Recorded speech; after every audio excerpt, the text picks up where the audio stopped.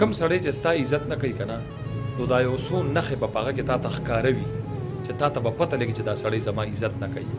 لومبنې هغه به تا نظر انداز کوي. که ته هر څومره هغه ته ورنږدې کېږي که نه بیا به هم هغه ته نظر انداز کوي او په تا باندې به پروا نه کوي.